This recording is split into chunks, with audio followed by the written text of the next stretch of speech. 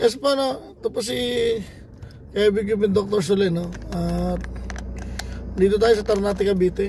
May gagawin tayong bako. Tingnan natin sa location. Ano yun?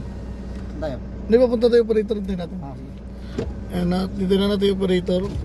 Tingnan nyo po yung nagawin namin. PC 200-8. Tingnan natin. Sabi lang 8 pero parang 7 lang to. Talang 8 fully computer yung makina, no? Yung pagod pa.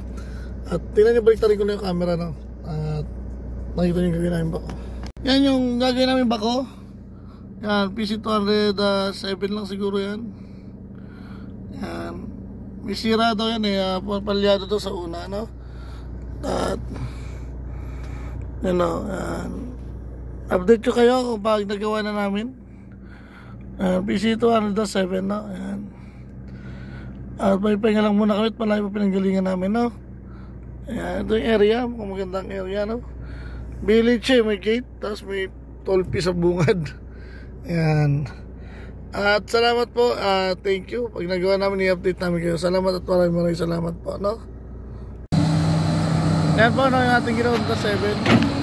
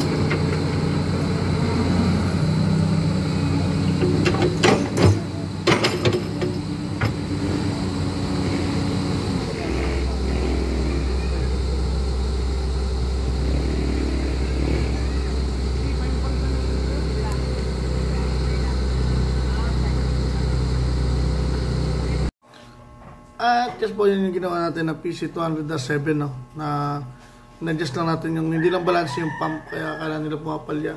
At okay naman na yun yung bako natin na pinakita ko yung PC 200-7 na Ternate, Cavite. Nakauwi na tayo, no? Ngayon ko lang hindi ko na binabanggit kasi sa sa vlog ko yung sira kung kasi marami marunong.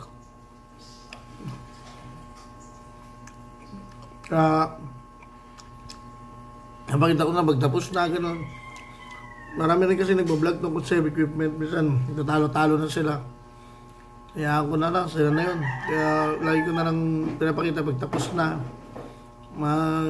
Pakita na nagbablog tayo sa yun ng trabaho natin. Pinapakita ko na yung trabaho natin, no? Thank you sa mga viewer ka, no? Like and subscribe pa kayo ng marami, no? Salamat. See you to my next gala kung saan si Heavy Equipment Doctors pupunta, no? And thank you.